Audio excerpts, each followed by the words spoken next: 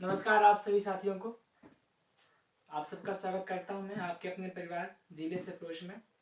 तो कल सब हमने अधिगम के सिद्धांत की शुरुआत की थी, जिसमें हमने थॉर्नडाइक का प्रयास और त्रुटि का सिद्धांत देखे थे। आज हम थॉर्नडाइक ने दिए हुए नियम के बारे में चर्चा करेंगे। इन्होंने दो प्रकार के नियम दिए थे, दोनों प्रकार के नियम के बारे में जानेंगे। दोनों प्रकार के नियम में पहला नियम आपका आता है, आप ध्यान रखने का, प्रधान नियम, इसे प्रमुख नियम कहते हैं। इसके अलावा उन्होंने कुछ गौड़ नियम दिए थे, वो भी जानेंगे। तो सबसे पहले जानते हैं प्रधान नियम के बारे में।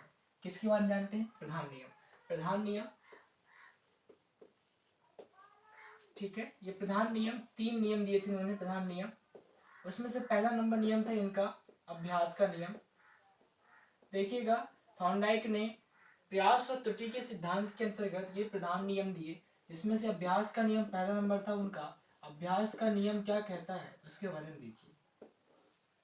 थॉर्नडाइक ने कहा था कि अधिगम तब अधिक होता है जब बच्चा अधिक अभ्यास करता है, अर्थात जब हम उद्दीपक और अनुक्रिया के बीच में जो संबंध बनता है ना, स्टिमुलस और रिस्पॉन्स के बीच में जो बॉन्ड बनता है, उस बॉन्ड को बनने में जितना ज्यादा अभ्यास किया जाएगा उतना ही वो बंध अच्छा बनता है और अधिगम उतना ही अच्छा होता है। तो कहने का मतलब ये है कि जितना अधिक बंध बनेगा उतना अच्छा अधिगम होगा। तो अधिगम होने के लिए जरूरी है कि बॉन्ड अधिक होना चाहिए, और बॉन्ड अधिक होने के लिए जरूरी है कि हमारे द्वारा अभ्यास अधिक होना चाहिए। तो जितना ज्यादा हम अभ्यास करेंगे उतना ही क्या होगा, अधिगम अच्छा होगा। ठीक है, तो बच्चों के लिए हमें चाहिए कि हम बच्चों को ज्यादा से ज्यादा अभ्यास के मौके दें। बच्चा जितना ज्यादा प्रैक्टिस करेगा उसकी लर्निंग उतनी ही अच्छी होगी। क्लियर हो गया? चलिए, ये अभ्यास का नियम कहता है। तो यहाँ देखिएगा, उद्दीपक और अनुक्रिया के बीच में जो बंध बनता है ना, उसमें अभ्यास बहुत जरूरी है। क्लियर? ठीक है। इसके बाद इन्होंने 1980 में इस अभ्यास के नियम में उन्होंने क्या किया पता है, संशोधन किया, और उन्होंने बताया कि अधिगम होने के लिए जरूरी नहीं है कि हम ज्यादा अभ्यास करें, है ना। कहने का मतलब क्या है कि बच्चा यदि ज्यादा से ज्यादा अभ्यास करता है तो अधिगम तो होगा, परंतु ये जरूरी नहीं है कि हम ज्यादा से ज्यादा अभ्यास करें तभी अधिगम हो। कई बार होता है ना कि हम एक ही बार में ज्यादा चीजें सीख जाते हैं, और कई बार लगातार कई बार करने के बाद भी हमें उस तरह का परिणाम नहीं मिलता। तो उन्होंने क्या किया, उन्होंने इस नियम में संशोधन करते हुए 1980 में अभ्यास के नियम में संशोधन किया इन्होंने, थॉर्नडाइक जी ने, और इसके 2 उप नियम दिए। क्या दिए? 2 उप नियम। कौन कौन से? एक का नियम दिया उन्होंने प्रयोग का नियम, और एक था अनुप्रयोग का नियम। प्रयोग और अनुप्रयोग का नियम, ठीक है ना। यहां से क्वेश्चन ये पूछ सकता है कि अभ्यास के नियम के 2 उप नियम कौन कौन से, फिर प्रयोग का नियम किसने दिया, या फिर अनुप्रयोग का नियम किसने दिया, ऐसा पूछ सकता है। ठीक, तो ये अभ्यास का नियम था। ये अभ्यास का नियम आपको पता होना चाहिए। चलिए स्क्रीनशॉट ले लीजिए आप इसका। इसके बाद में बताता हूं आपको प्रभाव का नियम। किसका नियम? प्रभाव का नियम। दूसरा नियम है प्रभाव का नियम।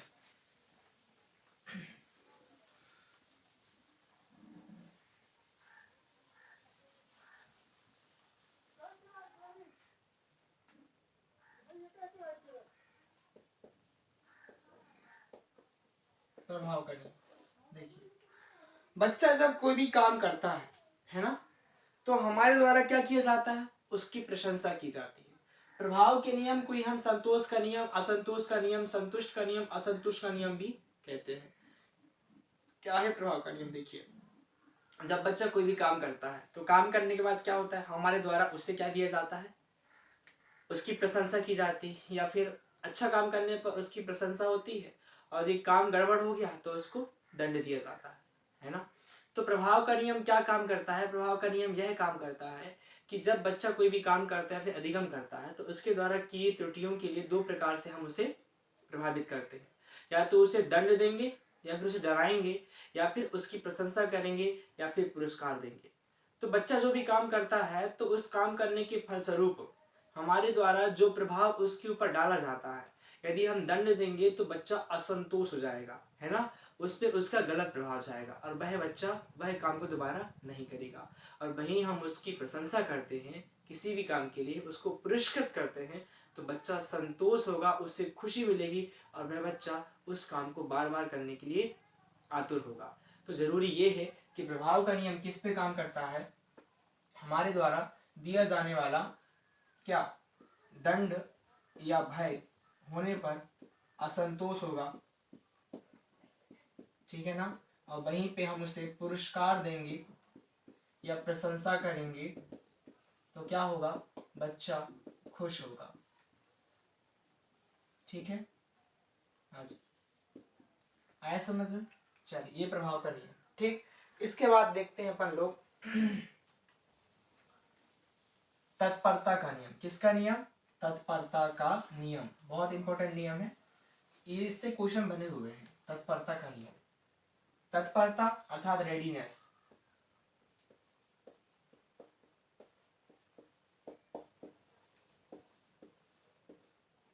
इस पे एक बात आप लोग ध्यान रखना, एक कथन है, बहुत फेमस कथन है।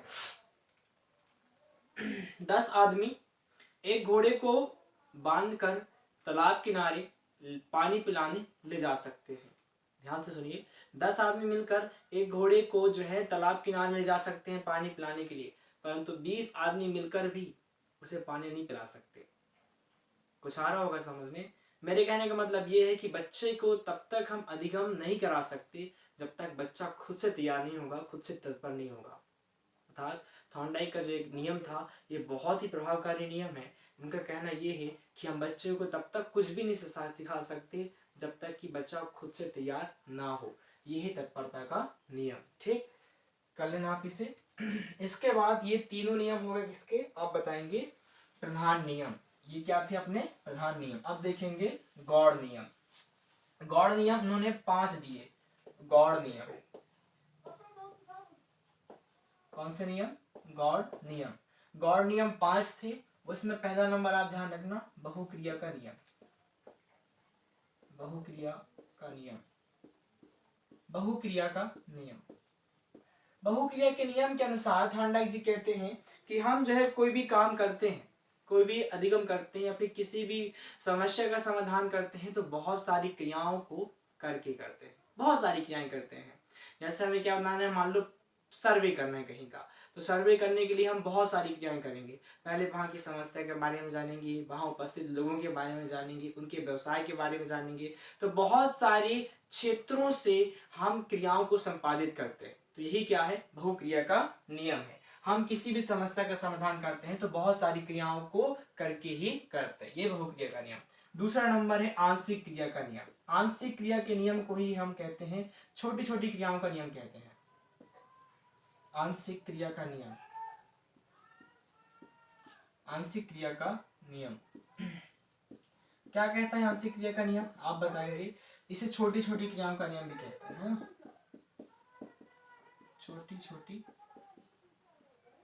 क्रियाओं का नियम। ठीक है, छोटी छोटी क्रियाओं का नियम। इसका मतलब क्या है? देखिए, हम जब कोई भी काम करते हैं तो बहुत बड़ी बड़ी क्रियाओं को ना करके शुरुआत में हम छोटी छोटी क्रियाओं का उपयोग करते हुए उस क्रिया को संपादित करते हैं, फिर उस समस्या का समाधान करते हैं। यह है आंशिक क्रिया का नियम। तीसरा नंबर क्या है? आप बताएंगे मनोवृत्ति का नियम। बहुत इंपॉर्टेंट है, मनोवृत्ति का नियम। ध्यान रखिएगा, यहां से क्वेश्चन बने हुए हैं। मनोवृत्ति का नियम क्या कहता है? मनोवृत्ति का नियम आप बताएंगे। मनो, इसको तोड़ोगे आप तो 2 भागों में टूटेगा, एक मन और एक वृत्ति। ध्यान दीजिएगा, मनोविज्ञान में मन का अर्थ होता है मस्तिष्क। क्या होता है? मस्तिष्क। वृत्ति का अर्थ होता है दृष्टिकोण। अर्थात मनोवृत्ति का नियम, मनोवृत्ति का नियम ये कहता है कि बच्चा जब तक उसका मस्तिष्क तैयार नहीं होगा, जिस तरह से आपका दृष्टिकोण होगा उस तरह से आप अधिगम करेंगे। अर्थात आपका नजरिया, कहने का मतलब ये है, क्या होता है किसी भी समस्या का समाधान करने के लिए फिर अधिगम करने के लिए हम अलग अलग तरीके से सीखते हैं। हर एक विषय वस्तु को सीखने का तरीका अलग अलग होता है। तो अधिगम करते समय मनोवृत्ति का नियम भी काम करता है। ठीक, चौथा नंबर आप लिखेंगे सादृश्यता का नियम।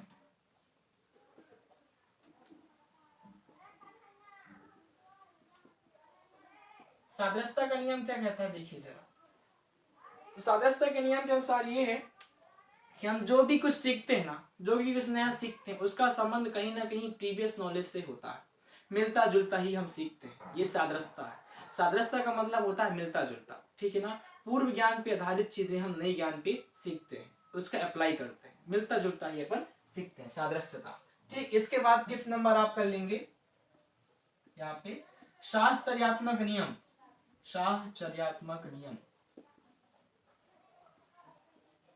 साहचर्यात्मकता का नियम क्या कहता है? साहचर्यात्मकता का नियम ये कहता है, ध्यान दीजिएगा साथियों, कि हम जो है अपने अंगों के द्वारा, किसके द्वारा? अपने अंगों के द्वारा, अपनी संवेदनाओं के द्वारा अधिगम करते जितना प्रयोग करेंगे, जैसे हमारे जो क्या है 5 इंद्रियां हैं, तो अध्ययन करते समय हम जब इन 5 इंद्रियों का जितना अच्छे से प्रयोग करेंगे ना, उतना ही अच्छा अधिगम होगा। बोलते ना कि आंख के द्वारा देखना, मुंह के द्वारा बोलना और कान के द्वारा सुनना, तो क्या होता है हम तीनों इंद्रियों का प्रयोग करते हैं, और हाथ के द्वारा लिखना, स्किन का प्रयोग करेंगे, त्वचा और जीभ के द्वारा बोलना, तो ये पांचों इंद्रियों का यदि अपन प्रयोग करते हुए अगर अध्ययन करें तो अधिगम ज्यादा होता है। ये होता है शास्त्रीयात्मकता का नियम। तो ये गौड़ नियम और प्रमुख नियम दोनों हो गए, आपको समझ में आ गया होगा। यदि कोई समस्या हो तो कमेंट बॉक्स में टाइप करिएगा, मैं उसका जवाब अवश्य दूंगा। ठीक है, चलिए, ये होता है आपके थार्नडाइक के जो प्रयास और त्रुटि के नियम थे उससे संबंधित सिद्धांत, है ना। अब दूसरा नंबर सिद्धांत देखेंगे अपन, क्लार्क एल हल का बहुत ही इंपॉर्टेंट सिद्धांत है पुनर्बलन का सिद्धांत। क्वेश्चन पूछा हुआ है कि पुनर्बलन का सिद्धांत किसने दिया? ध्यान दीजिएगा, पुनर्बलन का सिद्धांत अलग है और पुनर्बलन का प्रयोग अलग है, दोनों अलग है, ठीक है ना। पुनर्बलन का सिद्धांत क्लार्क एल हल ने दिया, परंतु अपने प्रयोग में पुनर्बलन का प्रयोग किसने किया? तो आप बताएंगे। अपने प्रयोग में पुनर्बलन का प्रयोग करने वाले मनोवैज्ञानिक थे B.F. स्किनर, ठीक है ना। क्लार्क एल हल का पुनर्बलन का सिद्धांत,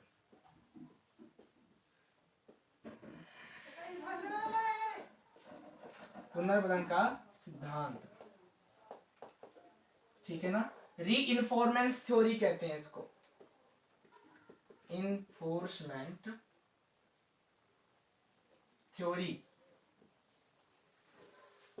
bye Clark L Hull, C.L. हल के द्वारा। किसके द्वारा? C.L. हल के द्वारा। इन्होंने कहा कि पुनर्बलन के सिद्धांत के अनुसार, इन्होंने कहा बहुत छोटा सिद्धांत है, सिद्धांत किस पे था? पुनर्बलन के ऊपर। पुनर्बलन क्या होता है? पुनर्बलन होता है भाई, यदि हम कोई भी काम कर रहे हैं और उसमें मान लो हमें निराशा मिल रही है ना, परंतु कोई आके हमें पीछे से आके हमारी क्या करे, हमारा उत्साह वर्धन करे, तो वो क्या हो जाता है? पुनर्बलन हो जाता है। ठीक, तो पुनर्बलन, तो क्लार्क एल हल ने कहा कि आवश्यकता, बोलते हैं ना, आवश्यकता ही आविष्कार की जननी है ना। क्या?